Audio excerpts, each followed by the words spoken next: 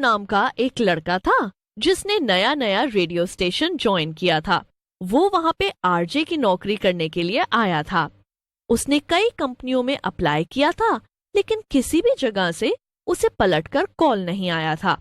मगर इस कंपनी ने उसे सामने से नौकरी दी थी।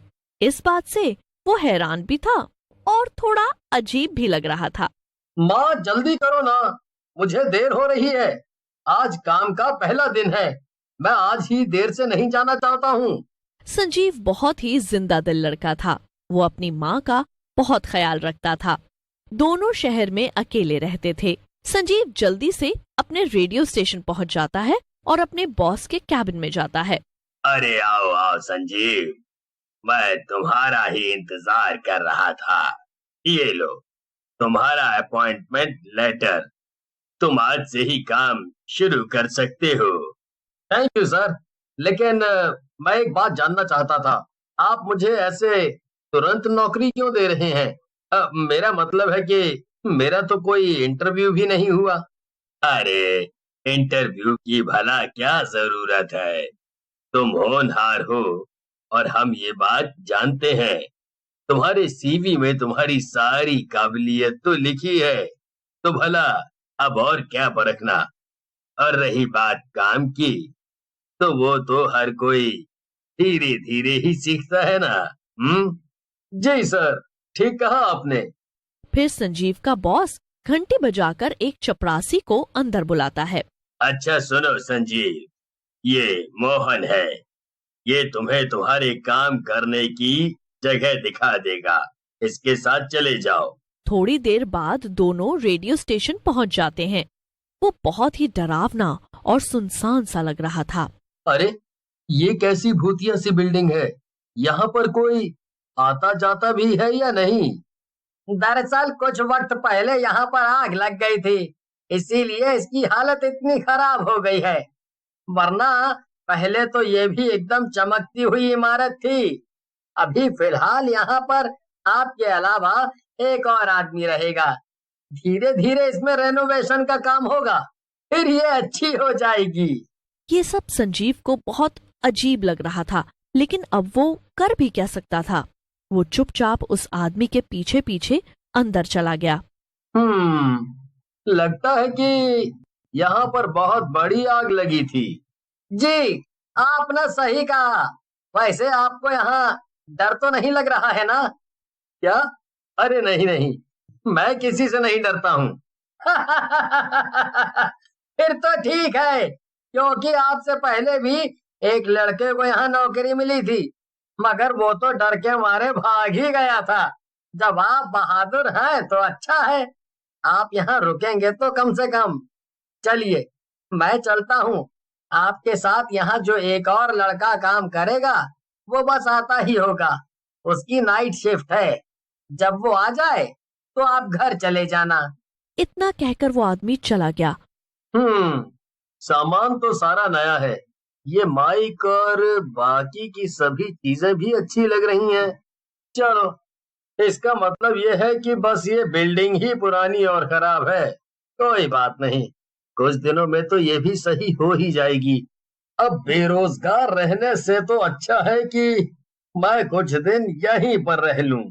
संजीव पास ही रखे ऑडियो प्लेयर पे कुछ गाने बजाने के लिए बटन दबाता है, लेकिन उस प्लेयर में से गाने की जगह किसी के चीखने की आवाज सुनाई देती है। ये क्या? ये तो बड़ी ही अजीब सी आवाजें हैं।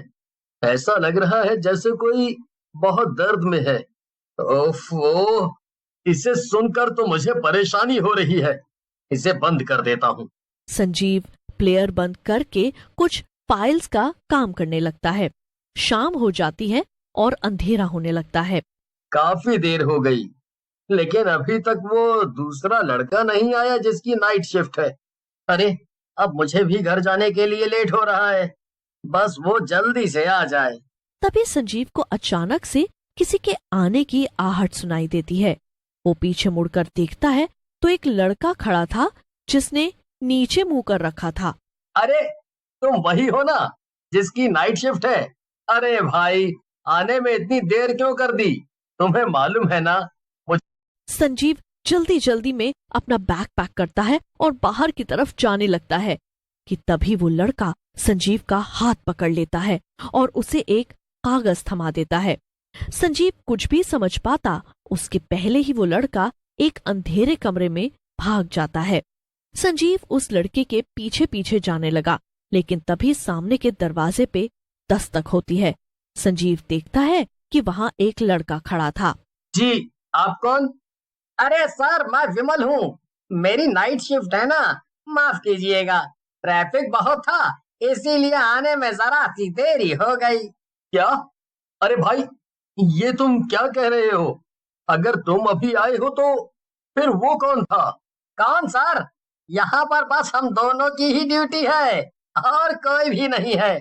लगता है कि आप बहुत थक गए हैं। कल से मैं समय से आ जाऊंगा। हैं? अब आप घर जाकर आराम कर लीजिए। संजीव को कुछ समझ नहीं आ रहा था कि वो क्या कहे, इसलिए वो चुपचाप अपना बैग उठाकर घर चला जाता है। घर जाकर वो सारी बात अपनी माँ को बताता है। बेटा, मुझे तो ये भूत प्रेत का चक्कर लग रहा है। तू एक काम कर, अब तू कल से काम पर मत जाना, तू कोई दूसरा काम ढूंढ ले। तो क्या तू उस भूतिया रेडियो स्टेशन पे फिर से जाएगा जहाँ भूत खुले आम टहलते हैं? संजीव वो कागज निकाल कर देखता है तो वो कुछ जमीन के कागज थे जिसपे खून के अंगूठे का निशान बना हुआ था। अरे माँ, ये तो उसी जगह के कागज हैं जिस जगह पर मेरा रेडियो स्टेशन बना हुआ है। लेकिन इस पर ये खून के निशान क्यों हैं? बेटा, मुझे तो कुछ ठीक नहीं लग रहा। माँ, इसका जवाब तो वही लड़का दे सकता है। वो मुझसे कुछ कहना चाहता है और मुझे पूरा यकीन है कि वो कल दोबारा आएगा। तो तू उससे फिर से मिलेगा? नहीं बेटा, ऐसा मत कर।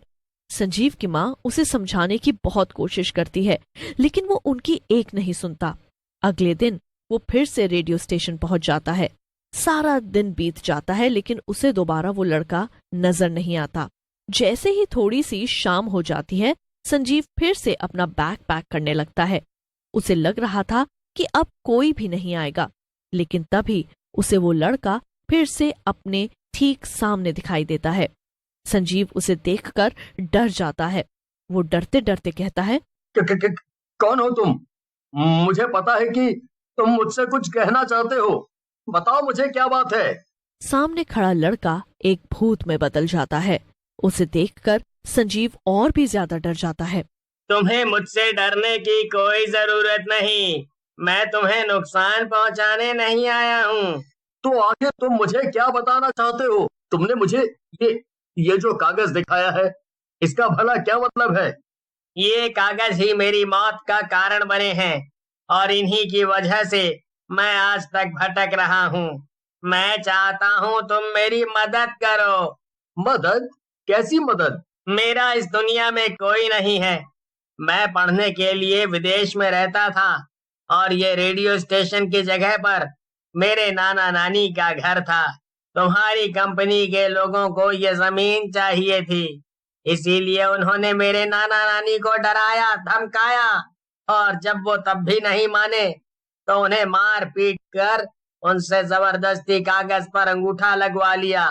जब उनसे उनका ये इकलौता घर छीन लिया गया तो उन्होंने खुदकुशी कर ली। मैं ये सब सुनकर वापस आया और मैंने लड़ने की कोशिश की, पर किसी ने मेरी बात नहीं सुनी। आखिर में मैंने भी इसी रेडियो स्टेशन में आकर खुद को आग लगा ली। क्या? तो वो आग ऐसे लगी थी? हाँ, इन लोगों ने हमारे मरने के बाद भी ये जमीन नहीं छोड़ी, इसीलिए मैं अब तक यहाँ भटक रहा हूँ। मैं इतने समय से इंतजार करता रहा कि कोई आए और मेरी मदद करे, ताकि मैं ऐसे भटकता ना रहूं। फिर क्या था? संजीव ने फौरन अपना रेडियो चालू किया और उस पे बोलने लगा। संजीव ने माइक भूत की तरफ कर दिया और उसने माइक पे वो सारी बातें बोल दी जो उसने कुछ देर पहले संजीव को बताई थी। संजीव ने पूरी रिकॉर्डिंग लाइव कर दी और लाखों लोगों ने उसकी रिकॉर्डिंग सुनी। संजीव का कहा